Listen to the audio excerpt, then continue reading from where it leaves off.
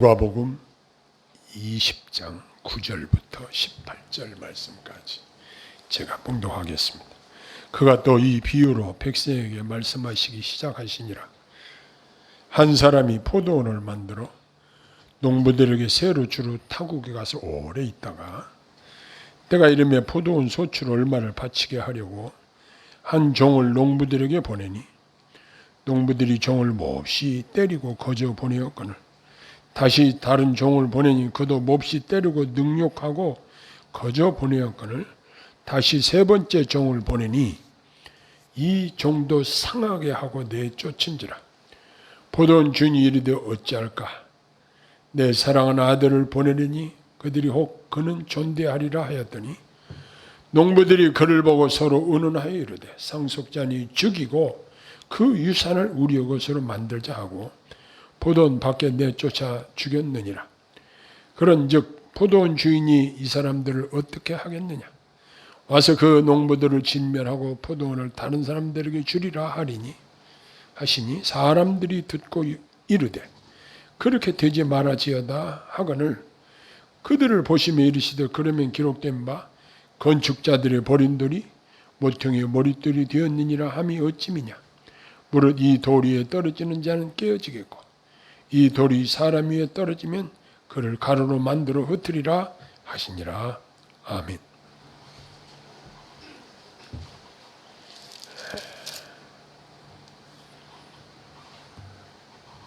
사람들이 부유한 가정에 태어나서 부유한 형편을 누리고 살고 그렇게 한 사람들은 참 어렵고 가난하게 태어나서 힘들게 사는 사람들의 심정을 잘 모를 수도 있습니다. 전 세계에서 예수님을 믿고 따르고 섬기는 사람들이 엄청나게 많은데 그러면 예수님의 생애는 어떠했는가? 예수님은 태어나시면서부터 죽음의 위협을 받으신 분이셨습니다. 유대 땅 베들레헴에서 예수님이 태어난 때와 비슷한 2살 아래 어린 아기들이 다 죽임을 당한 사실이 성경에 기록되어 있습니다.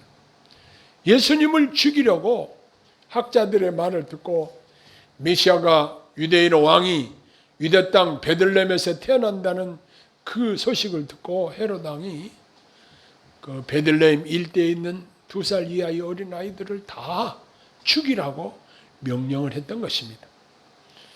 하나님께서 요셉에게 현몽에서 아기를 데리고 일찍 떠나라는 그 말씀대로 예수님은 그 위기를 모면했지만 여기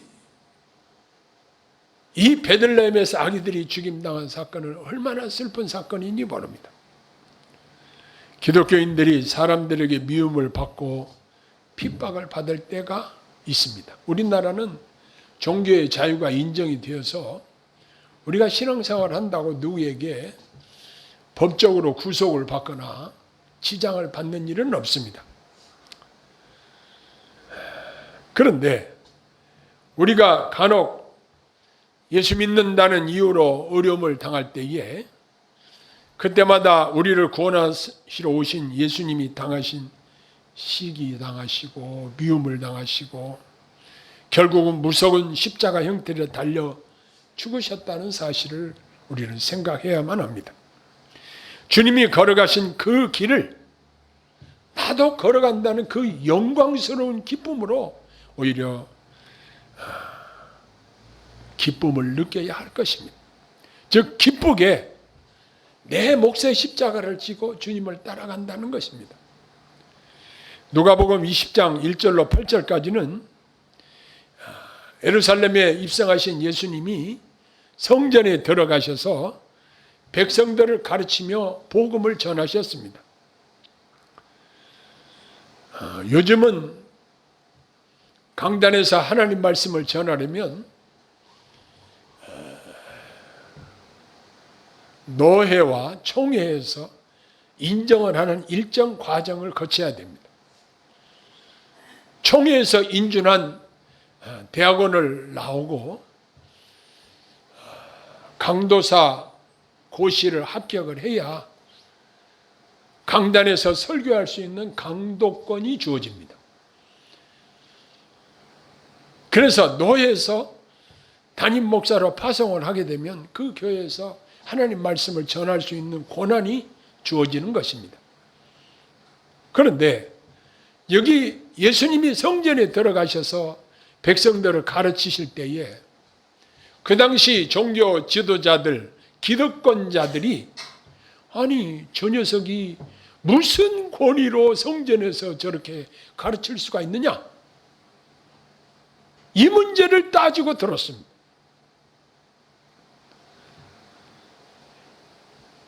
예수님을 대적하는 자들이 예수님이 성전에서 가르치는 것에 대한 누구한테 그 권위를 받았느냐? 이렇게 질문을 합니다.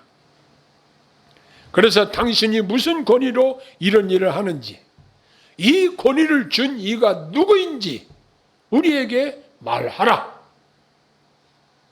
이렇게 말했습니다. 그들의 질문은 자신들의 어리석음을 만천하에 공개하는 것이었습니다. 왜냐하면 앞서서 예수님은 수많은 베푸신 이적들을 통해서 분명히 하나님의 권세를 가지신 분이심을 백성들이 다 알고 있었습니다.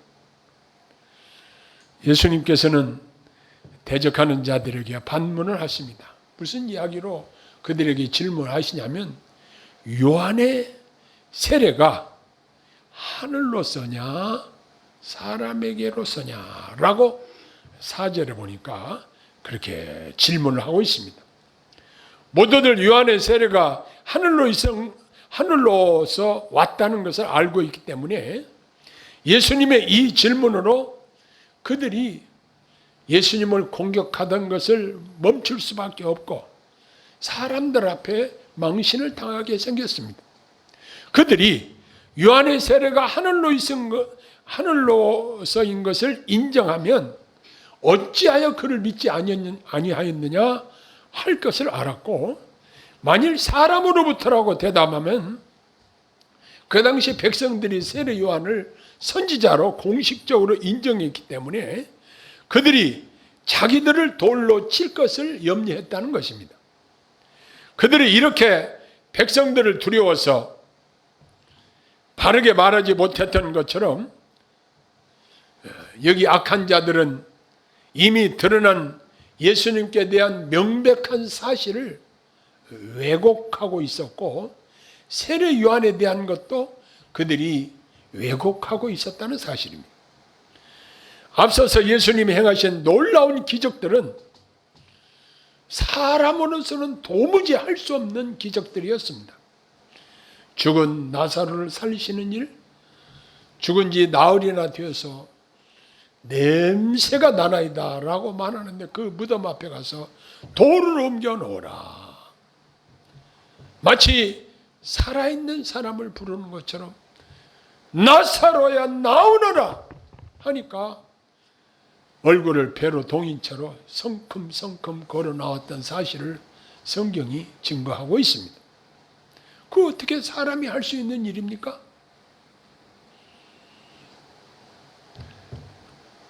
벳세다 광야에서 오병이어로 말미암아 5,000명을 먹이고도 12광주리가 남았던 이 사건, 이건 도무지 인간의 이성으로서는 이해가 안 되어지는 놀라운 기적을 예수님이 베푸셨던 것입니다.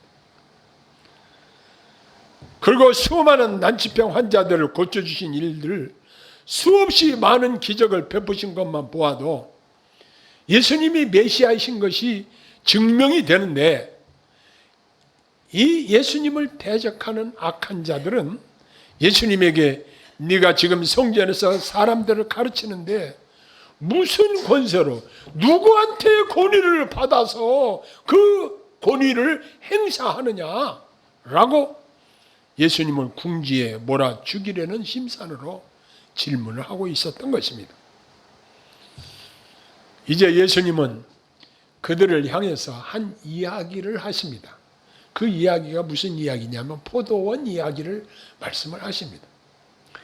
9절로 19절 우리가 아까 읽은 말씀이 바로 예수님이 그들을 향해서 한 이야기를 하시는데 그 이야기의 줄거리는 그렇습니다. 한 사람이 포도원을 잘 만들어 놓고 농부들에게 세를 주었습니다.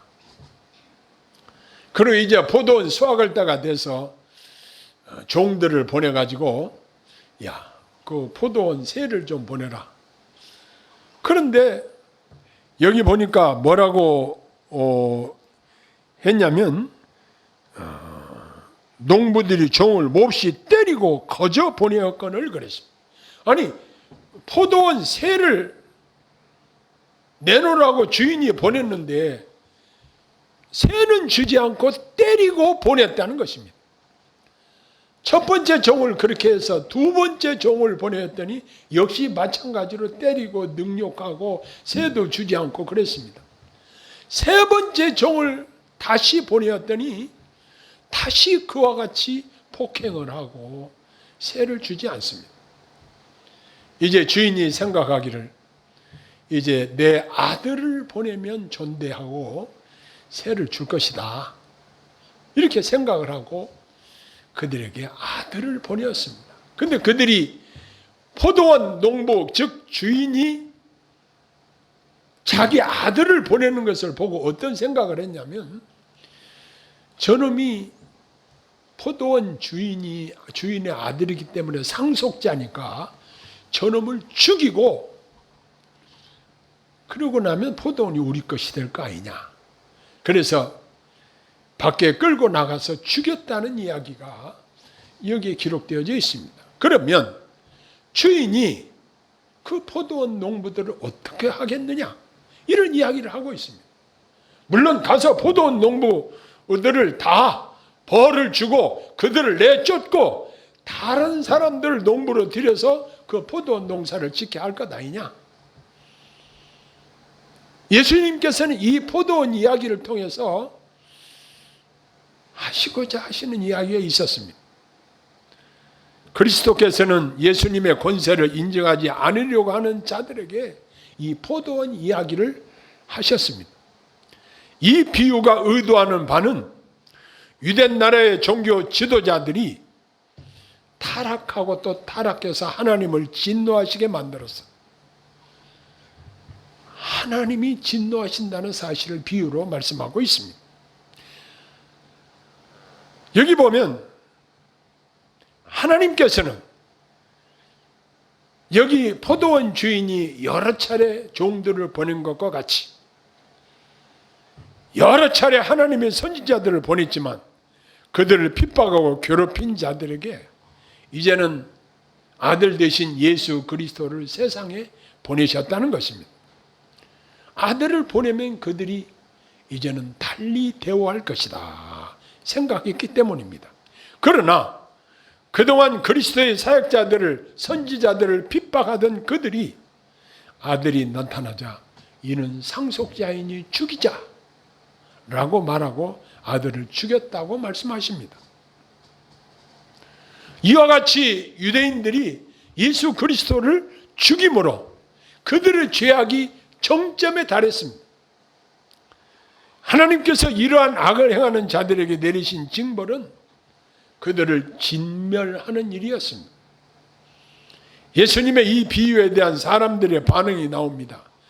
그렇게 되지 말아지어다 이렇게 기록이 되어 있어요. 심판을 막을 만한 일은 하지 않으면서 하나님 그렇게 하지 마세요 이런 식입니다. 그렇다고 그들이 하나님의 심판을 면할 수 있다고 생각하는 것은 대단한 오판이었습니다. 예수님은 그들에게 구약성경의 한 말씀을 제시하십니다. 건축자들의 버린 돌이 모퉁이의 머릿돌이 되었느니라 함이 어찌미뇨 그랬습니다.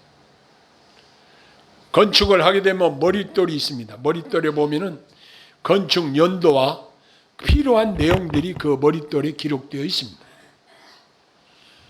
머릿돌은 이처럼 중요한 돌입니다. 사람들이 버린 돌이 그 건물의 가장 중요한 머릿돌이 되었다는 것입니다. 사람들이 예수 그리스도를 십자가에 못 박고 예수 그리스도를 죽였지만 머릿돌이 되게 하신 것처럼 예수 그리스도를 만왕의 왕이 되게 하시고 그분을 통해서 모든 사람들이 그분 앞에 무릎을 꿇고 심판을 받게 하셨다는 사실입니다. 그 당시 대제사장과 서기관들이 이 이야기를 들은 그 이후에 그들의 반응을 보면은 이 포도원 이야기가 다른 이야기가 아니고 자기들을 향해서 하는 말인 것을 그들이 깨달았습니다. 그래서 예수님에게 몹시 화가 나서 예수님을 잡고자 하였다 그랬습니다. 그러나 당장 할 수 없었던 것은 백성들을 두려워했기 때문이다. 이렇게 기록하고 있습니다. 오늘날도 사람들이 하나님의 말씀을 들을 때에 마음에 자기를 향해 하시는 말씀으로 생각이 되면 회개할 것 있으면 회개하고 그러면 용서받고 기쁨이 충만하게 될 것입니다. 그러나 대부분 그렇게 복되지 못하고 그 말씀을 전하는 자를 미워하고 앙심을 품기도 합니다. 이런 자들은 자기 죄 문제를 해결받지 못하고 죄책감에 사로잡혀 기쁨이 없고 기도가 막히고 범죄 행각을 계속하여 결국 하나님께로부터 많은 매를 맞고 불행에 빠지는 불쌍한 사람들이 많이 있다는 사실입니다. 하나님의 말씀을 들을 때에 성령께서 깨닫게 해주시는 대로 인도하시는 대로 순종하는 성도들이 참으로 복이 있는 것입니다. 여기 지금 그 당시 완악한 종교 지도자들이 예수님의 포도원 비유 이 이야기가 자기들을 향해서 하는 것을 확실하게 깨달았습니다. 확실하게 알 수밖에 없었어요. 그런데 그들의 결말이 어떻게 된다고 예수님이 말씀하셨냐면 여기 19절에 보니까 무릇 18절 무릇 이 돌 위에 떨어지는 자는 깨어지겠고 이 돌이 사람 위에 떨어지면 그를 가루로 만들어 흩으리라. 가루로 만들어 흩으리라. 이건 어마어마한 징벌과 심판을 이야기하는 것입니다. 세상 사람들에게 예수 믿지 않으면 심판을 받고 지옥에 떨어진다고 이야기를 하면 별로 좋아하지 않습니다. 그러나 성경은 확실하게 이 부분을 증거하고 있습니다. 우리가 천국 이야기도 하지만 지옥 이야기도 해야 하는 이유가 여기에 있습니다. 많은 사람들이 죄 때문에 죄의 형벌로 말미암아 지옥에 갈 수밖에 없다는 이 사실을 이야기를 해주면 내가 무슨 죄를 지었어? 내가 무슨 잘못을 했단 말이야? 자기 죄를 은폐하기에 바쁩니다. 나 별로 잘못한 것이 생각이 안 나는데. 그러나 하나님의 말씀을 집약을 해보면 내 마음을 다하고 성품을 다하고 뜻을 다하고 목숨을 다하여 주 너희 하나님을 사랑하라 말씀하셨는데 그 말씀대로 살지 못했으면 하나님 앞에 죄인이요. 내 이웃을 내 몸과 같이 사랑하라고 하셨는데 이 말씀대로 살지 못하였으면 역시 부족한 죄인이요. 그러면 어떻게 해야 할까요? 하나님의 말씀에 나 자신을 비춰볼 때에 내가 허물이 드러나고 잘못이 드러나면 어떻게 해야 될까요?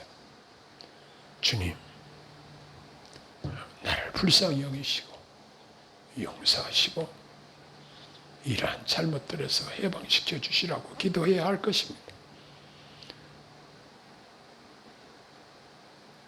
많은 사람들이 하나님 말씀을 들을 때 성령께서 그 마음에 찔림을 허락하실 때에 그것을 묵살해버리고 그냥 넘어가는 경우들이 많이 있습니다. 그러나 하나님의 성령께서 내 양심을 두드리고 내 마음을 움직여서 회개케 하실 때에 마음을 강팍하게 하면 안 됩니다. 하나님, 나를 불쌍히 여겨주시고 하나님 앞에 나 자신을 내려놓고 겸손하게 회개하고 자백하고 깨끗함을 받는 것이 유쾌하게 되는 가장 지름길인 것을 성경이 우리에게 알려주고 있습니다. 예수님은 하나님의 아들로서 하나님의 권세를 가지시고 이 땅에 오신 분이십니다. 모양은 사람의 모양으로 오셨지만 예수님이 오셔서 행하신 여러 가지 이적과 기사들을 보면은 도무지 사람으로서는 할 수 없는 하나님만이 하실 수 있는 기적들을 베풀어 주셨습니다. 사람들이 그것을 보고 안 믿을래야 안 믿을 수가 없는 그러한 예수님의 행적은 그대로 하나님의 행적이었습니다. 사람들이 입을 쩍 버리고 놀라는 일들이 수없이 일어났습니다. 그래서 예수님이 예루살렘에 입성하실 때에 사람들이 정년하며 가지를 흔들면서 호산나 다윗의 자손이여 주의 이름으로 오시느니 하면서 예수님을 메시아로 영접을 하고 환영을 했습니다. 자기 겉옷을 길에 깔고 나귀 새끼를 타고 입성하시는 예수님을 향해서 호산나 하면서 예수님을 환영을 했습니다. 그런데 그 중에서 성전에서 예수님이 가르치는 가르침을 듣고 그 가르침을 겸허하게 받고 그 가르침대로 순종했으면 얼마나 좋겠습니까? 그런데 그 당시 교만했던 종교 지도자들, 완악한 종교 지도자들이 결국 예수님을 마음속으로 죽이기로 작정을 했다는 사실입니다. 결국 예수님의 죽으심으로 말미암아 우리의 죄사함 받고 우리가 하나님의 권속이 되게 하셨지만 그 과정 속에서 그 악역을 감당한 사람들은 얼마나 불쌍한 자들인지 모릅니다. 얼마나 불쌍합니까? 가루로 만들어 흩으리라. 이거 무서운 이야기를 그들을 향하여 말씀하신 것입니다. 이제 우리는 하나님의 말씀을 들을 때에 성령의 도우심으로 나를 깊이 조명해 주실 때에 그 말씀을 받고 내가 주님 앞에 겸손하게 무릎을 꿇고 나 자신이 있는 허물들을 하나님 앞에 털어놓는 지혜가 필요합니다. 하나님, 나를 불쌍히 여겨주세요.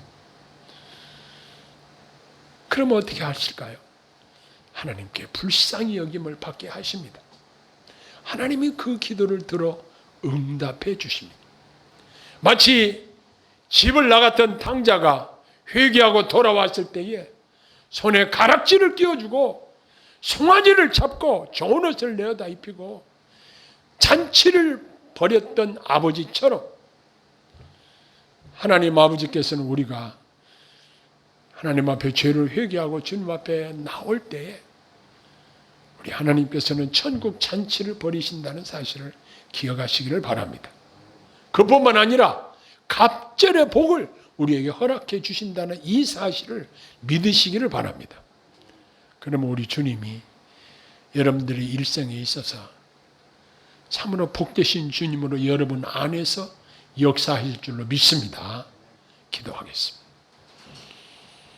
하나님 아버지, 우리가 이 땅에 살면서 살아계신 주님의 역사를 믿고 그분의 인도하심을 따르고 매 순간순간 성령님의 도우심으로 살고 있습니다. 그러하오나 우리 아버지 하나님께서 저희들을 불쌍히 여겨주셔야만 되겠습니다.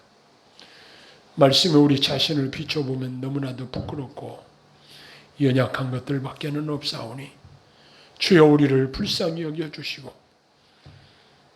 주의 말씀이 우리를 인도하게 하시고 주의 말씀에 순종하게 하시고 잘못한 것들은 회개 자백하게 하시며 하나님께로부터 깨끗함을 받는 저희들 되게 하옵소서. 성령님의 인도하심에 순종하여 사는 저희들 되게 하옵소서. 예수님 이름으로 기도하옵나이다. 아멘.